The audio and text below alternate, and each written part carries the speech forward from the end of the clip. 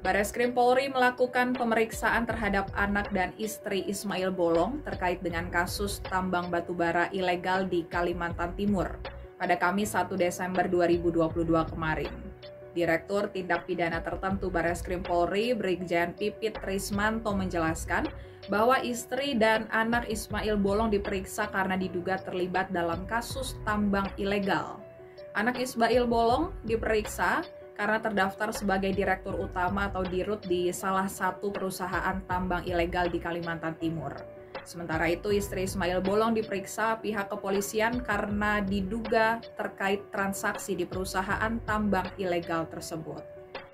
Kemudian Direktur Tindak Pidana Tertentu Bareskrim Polri, Brigjen Pipit Trismanto memastikan pemeriksaan anak dan istri Ismail Bolong berjalan dengan lancar dan hasil pemeriksaan keduanya pun semakin menguatkan keterangan satu saksi dengan saksi yang lainnya dalam penyelidikan kasus tambang ilegal tersebut.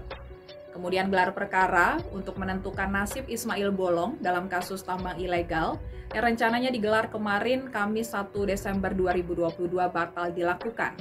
Brigjen Pipit Trismanto mengatakan rencana gelar perkara kasus tambang batubara ilegal tersebut digeser ke hari ini Jumat 2 Desember 2022. Sementara itu Ismail Bolong sebelumnya mangkir dari pemeriksaan yang dijadwalkan pada Selasa 29 November 2022 kemarin dengan alasan sakit akibat stres kasusnya viral di media.